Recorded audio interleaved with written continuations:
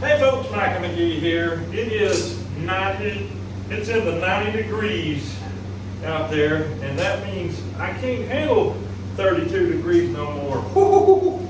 It is freezing cold in here. Back when it was 15 degrees outside, it felt warm in here, and I could really, literally work in here with short sleeves on. Not now. It's just too cold in here. Woo. Yesterday, we cut that goat up, and I just wore one of these shirts, and it still was just barely enough. My fingers got cold enough. I cut my finger right here, and I didn't even feel it. So I'm going to go with 2 today, and what we're going to be doing is working with beef. These big babies. How long? Do you know how many days exactly? So we butchered her on a Thursday. Today's 5 weeks. Exactly. 5 weeks exactly. Yep. 35 days. Yeah, that would be 35 days. All right. I think you hung one of yours for 42 days one time. Them big old ones. Yeah. 4-year-olds. But Valiente, we hung him exactly 30 days. So this is 5 more days than Valiente. This weighed another 270 pounds or something. Yeah. 260 more. So a good bit heavier, a lot more fat, or I'd say a significant amount more fat. You fed her out for a month, 2 months? It was 2 or 3 months. I 2 or don't 3 remember months? exactly. Okay. But she was also a full beef breed. Yes.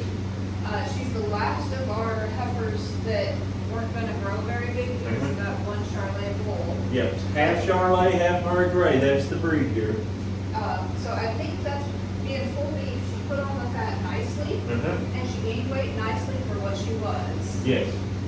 So she was in a barn stall, which is maybe 12 by 12. Yeah. So basically the same as Valiente had, except she didn't get no rain on her back. But we're going to get cutting into her. What we're going to do today, we're going to be getting the picanha. We're going to be getting the sirloin steak. For now, we're going to get into picanha. And we're going to show you, we're going to do it 2 different ways, picanha. And we learned a little bit about this method on Valiente. We're going to show you in a little more smoother operating because we learned some things with Valiente. So let's get into it. All right. You got her. Yeah.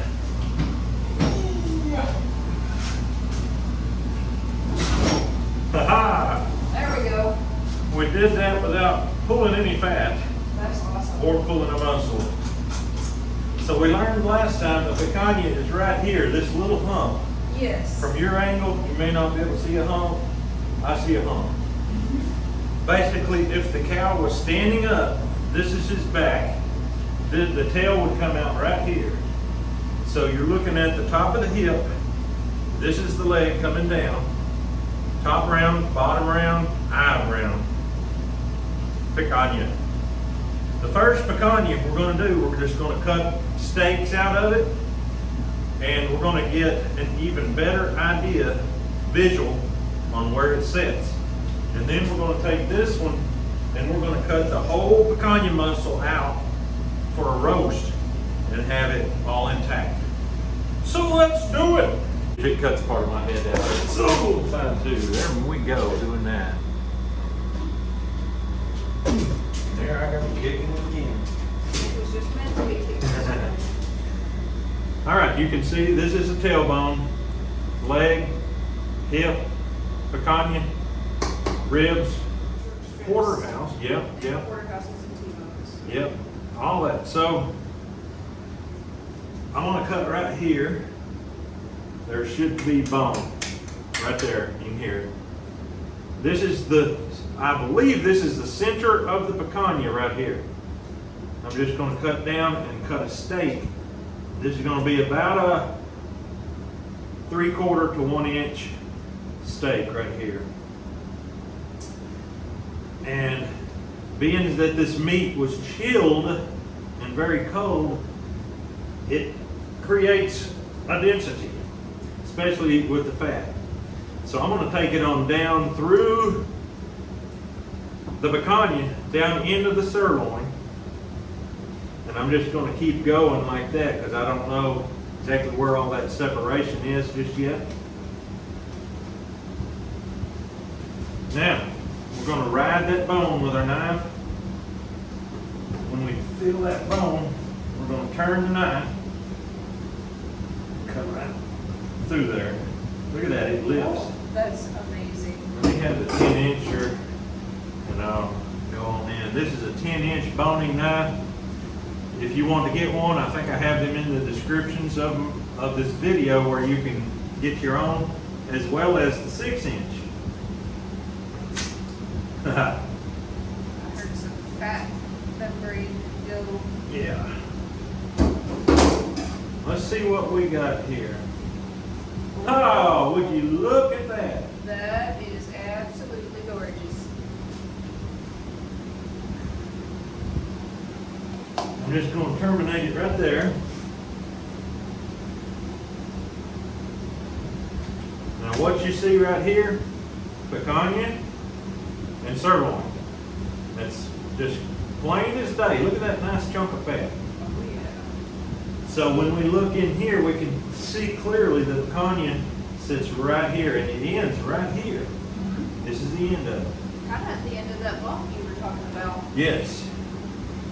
I'm going to give this to her. She can separate the picanha from the sirloin, and then that sirloin is huge. It can be divided up. I love how you left the fat on the picanha. Oh, no true self-respecting carnivore will take it off. Is there a chance we could eat that today? Oh yeah. Oh, yeah. That's what I was drilling for Okay. lunch already. Yep, folks, stick around in this video. Don't just leave. You're going to want to see some picanha steaks. See how she's trimming that top rind off? It's just Carefully. dry.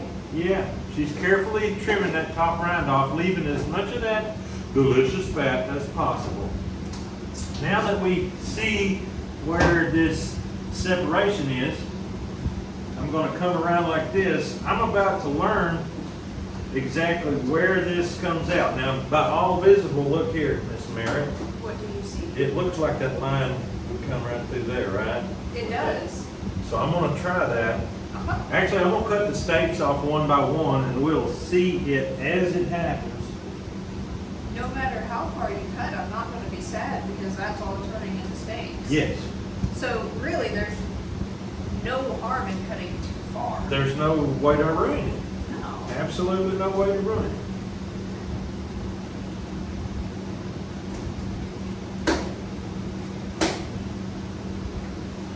So when we separate the full muscle, look here how easy it comes off. Oh, that's beautiful. It Just just like tears this. nicely. Yeah. And we have us more picanha. Yes. We're getting towards the end of it. Look how small that is. Yeah. She didn't have a whole I lot thought of it would come up here. So we're fixing to find out. This is literally the last little piece right here. And I mean little. a medallion, perhaps? A medallion. Some people would probably trim that off and not even leave it in the picanha. We don't do such things as that. Not when you're trying to get everything possible. That separation didn't even have any membrane in it. No. So anyway, we're going to come back this way now. We're learning now, folks. We're learning as we go. Now the separation is right here. And it don't just, this particular one has to be cut a little ways before you hit the easy separation. Have to remember that. It's like no separation at all until you get in there kind of deep. So separating the full muscle may not be the easiest thing when it don't want to bend, because a little steak will bend a lot easier than a full muscle. See how it's like meat and then the separation hits. Yeah. It looks like it drops off like boom down that way. Mm-hmm. So here you go. That's another one. It looks so nice and tender. Yeah, it's going to be good. She doesn't have a whole lot of marbling in it so far. No, and I've seen a lot of picanha, and other than Wagyu, I've not seen picanha with a lot of marbling in it. Okay. So I think that's pretty much par for the course. I'm gonna do my separating from the other end this time and see what happens. It may help us follow that vein better, and we may learn a little something about how we want to go about taking your full muscle off.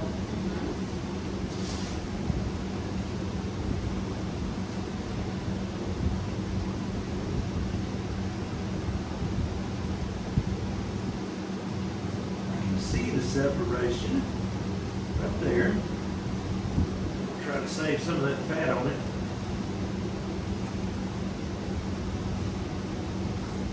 See how it pulls up? Oh, yeah. And we just keep it going. It's getting with the program. That's a nice big picanha. Look at that. Now, a true picanha has 3 veins in it. I'm only seeing 2 right now, are you? There's the third one right there. That might be it. We might, It's just now starting to show. the next piece might show up better. I think that's it. Yeah. Right. Anyway. I definitely see 2. Yeah. And here we are literally at the tailbone, and it seems to be the middle of the picanha. I'm not sure.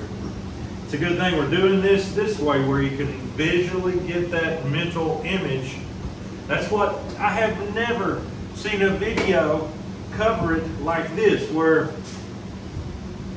that would teach me, and I know what this looks like, the whole thing, and I've never seen a video that really got in detail and showed me how to find that picanha. They start with it already cut out of the cow, so you don't know where did you get that to begin with. And what muscle separations are you looking for? Yeah, it's very frustrating when you're trying to learn how to do it.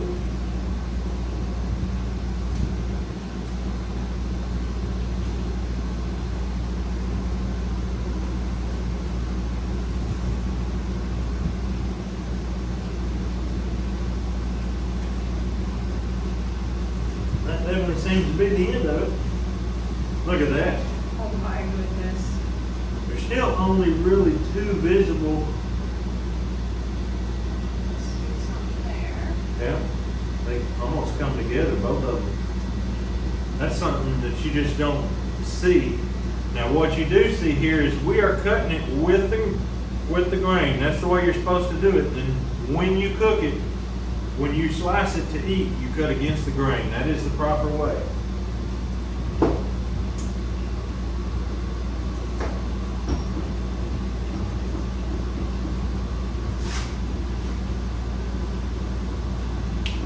This is the kind of stuff I love learning.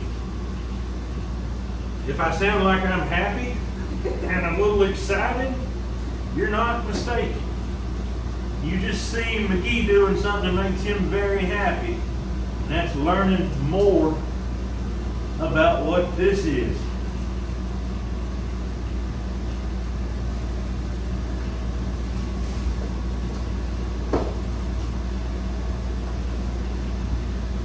That's a beautiful, beautiful thing right there. Oh my goodness. Now you start to see some what appears to be marbling. Yeah, we're getting closer to the tail. Yep. 1, 2 blood veins.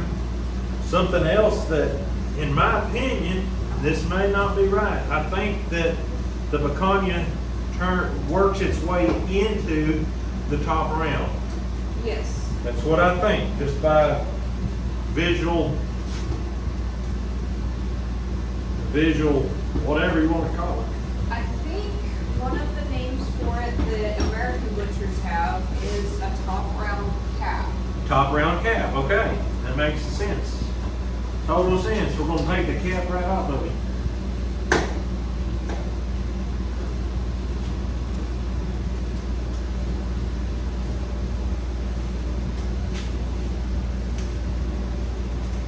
And in my opinion, I think we're about to get to maybe the end. I don't know. That looks a lot more sirloin-like to me. It does. More picanha on this side, but the other side looks more like a sirloin. It does. But Which makes no sense in a way because the sirloin's here. So I think we're getting into the top round a little bit. Yeah, so it may well be top round muscle. Yeah. It's just got a different look to it than the Picanha. So is it the case? There was no muscle separation on this end. Only up here it tapers off. Okay. So you just have to make a arbitrary decision where you want to stop it. Is that what I'm seeing? I'm thinking so. I'm gonna call that one a Picanha because the top half looks like a Picanha. I'm sure that it would not pass muster for somebody like Guga Foods. He would, where's your book? For grinding. That's for grinding for currently. When I watch Mr. Guga and he's explaining it, he's very particular, and he will even take a picanha and trim part of it off because it's not just that perfect tenderness. So I'm sure he wouldn't say this is perfect picanha, but the ones that you got there were. All right, we're going to try to put both of them on this table. And pretend that didn't Just like that.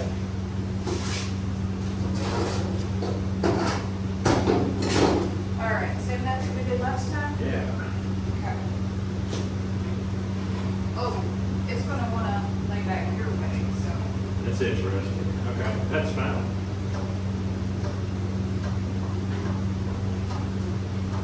As soon as it's high as the table, I'm going to stop. Look at that, it is working. Okay.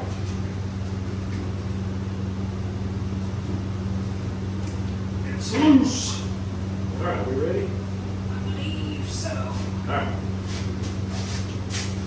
I'm going to come all the way past, All right. swing around, come forwards.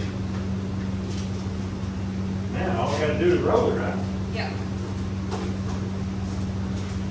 Aha! that's perfect. There we go. That'll take some hot water, but thankfully we can put it right in the sink. Wash it right up.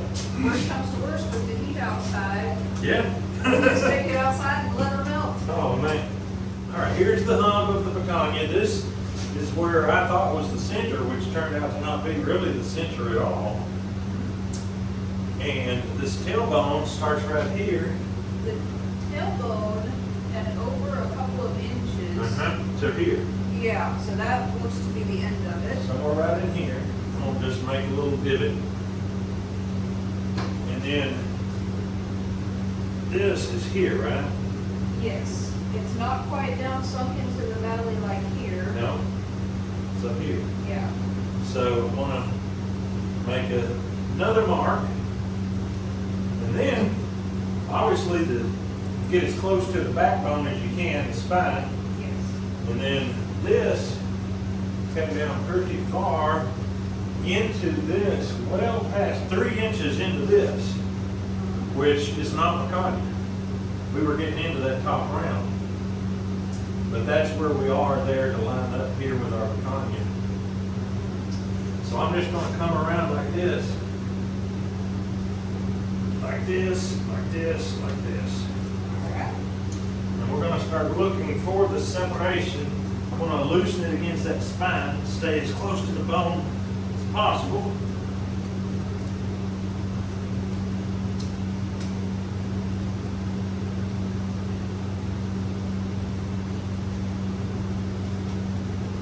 I can feel some looseness. I can feel it.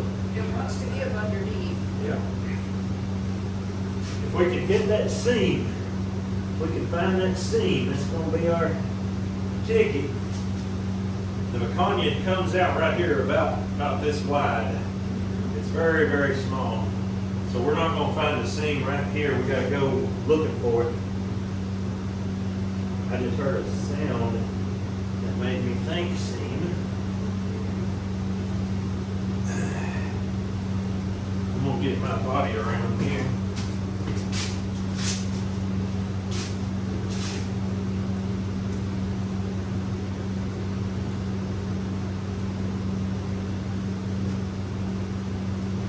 I think that maybe in the professional shops they would cut that with a saw, and then they'd have a visual. They'd be able to see the grain in. Yes, and they can see the seam. Yep. I think might just want to do is explore till we find the seam. Yeah. We're going to terminate all the way down. Come across. That's going to allow us to peel it. I want to cut this.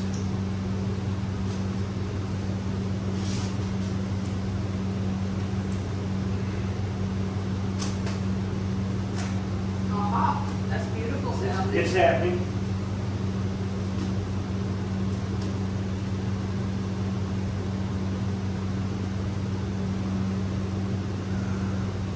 Alright, We might, yeah, right there. That's where we're hung up. that's basically it. We've still got a little bit back here.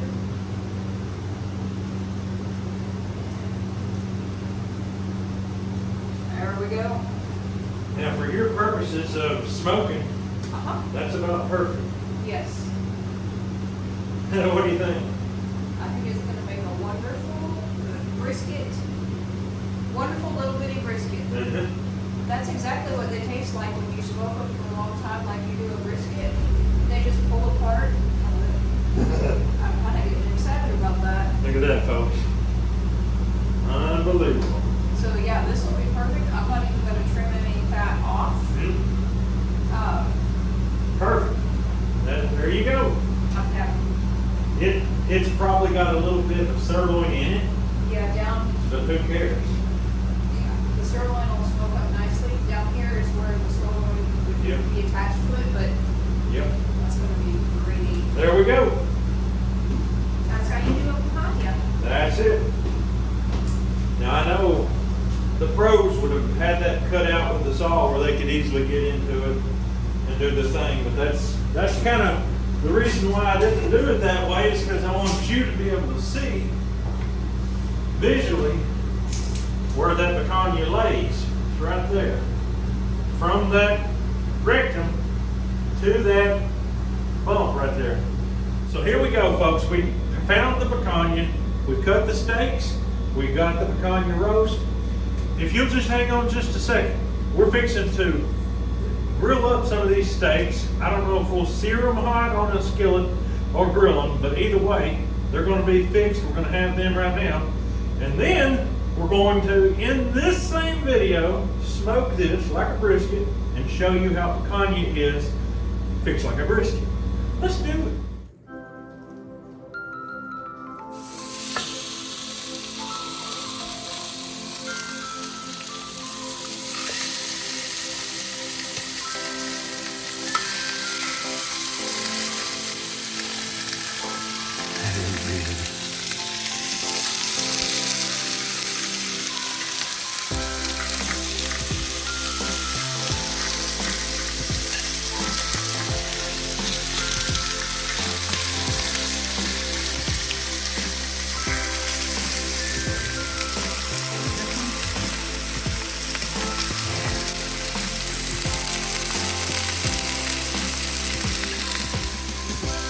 Salt, pepper, garlic powder,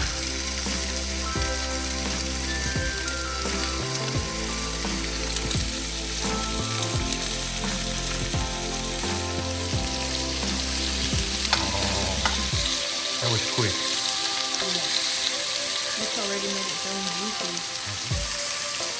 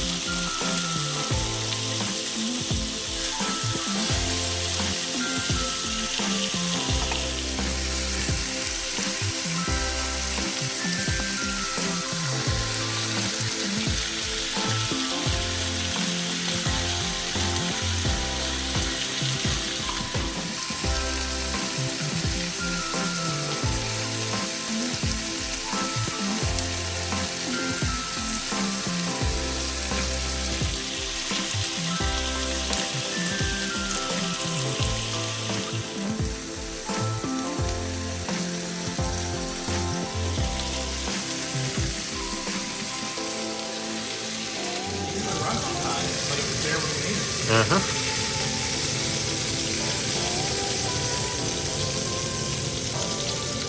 Beautiful. Whatever floats your goat. Yeah, that would have been very timely.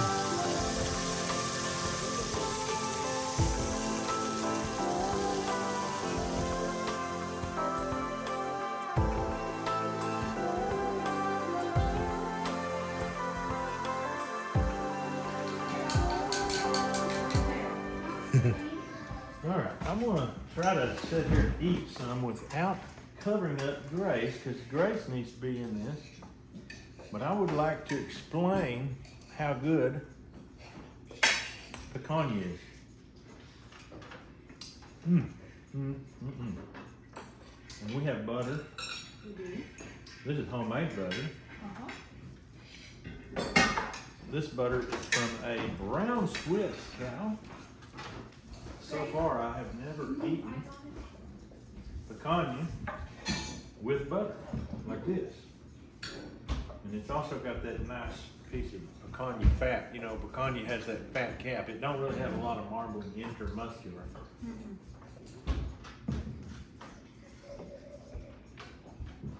I recommend it. So good. The butter adds a sweet taste to it. It does. Do you know, Lucas, where the PICAHNA is located? Somewhere on the back, I think. It's on the back, but it's on the very back of the back, right over the booty. The rump. It's I the don't rumpus. see how it needs to grow right there. Well, just reach around and feel it, you'll know. I mean, you have the most muscles there. Mm-hmm. I don't know if it's running muscles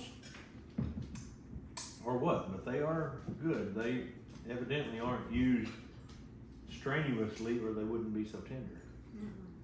This is right at the base of the tail. Yep. So that's my 2 cents worth on it. Grace, is it good? I thought I told you that you know you had to give us a good review if you're going to get that special. What did I say? Cash allowance? No, I don't think I said that. I like the crispier parts. Crispier? Yep. You have a review to give us? Me? Mm-hmm. I do. It's delicious. Every bit as good as I hoped for. Awesome. I highly recommend it. Boys, what do you think? Good. Good, bad, or indifferent? Don't taste like goat. No. Better than goat? Yeah. Mr. Adam, do you have a review for us? It's worth a whole lot more than my 2 cents, that's for sure. That's a good steak. Awesome. That's one steak that there just ain't that many. There's only 2 on the whole animal. Just like a brisket, except a brisket ain't a steak. That's right. This is more versatile than brisket. You can do both. Yay! We showed the people how to cut it both ways. Now we're going to show them how to eat it both ways. I had somebody thinking I accidentally said a Pennsylvania Dutch word on my squirrel video yesterday. Really? All I said was, Matthew, can you get my knife off the refrigerator? Uh-huh. Does I have a magnet on it? Mm-hmm. You'll have to look back and you can see what they thought I said. I don't even know what they thought I said. It's something like pasta and almond or something. Pasta cover? No. Oh, Yes, you have. grab me my Masley's knife. And you said that you told him to grab your knife. I heard knife too. They must have been reaching. Yeah. Just, Yeah, I said it in English. Cynthia picked a bad day to skip lunch. Yeah, she's going to her daughter's place. Her daughter's. I totally did that. Well, Mary must have done something wrong recently. All right, folks. PICAHNA, PICAHNA. Would you look at that? got a nice. It's got a nice crust on it. Looks like a brisket to me. Looks like a butterball brisket. How long has that been smoking?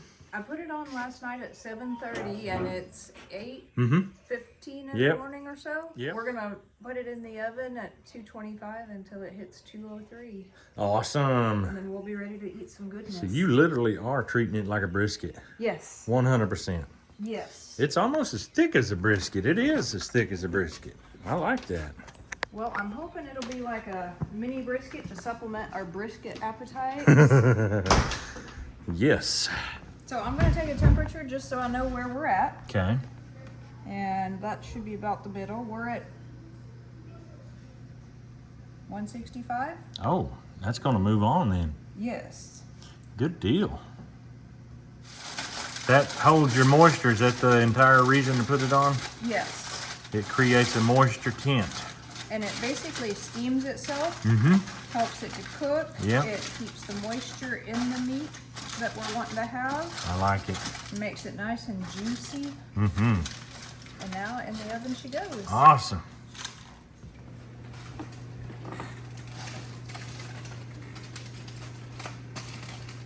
Beautimous. Second opinions.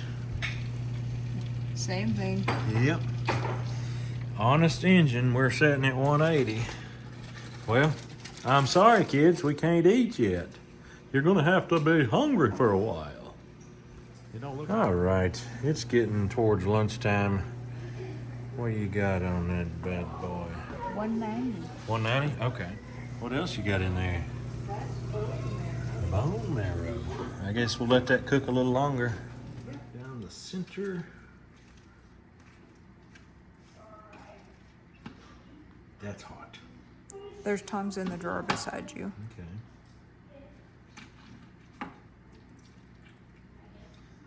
Just looking at it, I kind of think it'd be all right.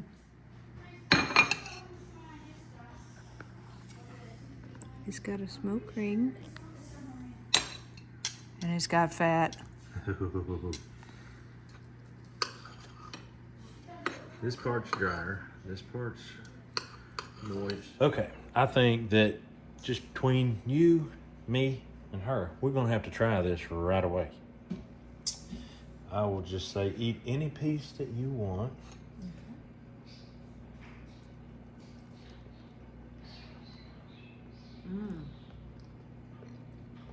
Definitely tender enough.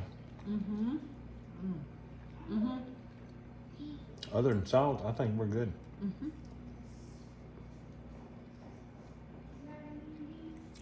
Okay. Let's get a cutting board out. We'll slice it, salt it, and we'll eat.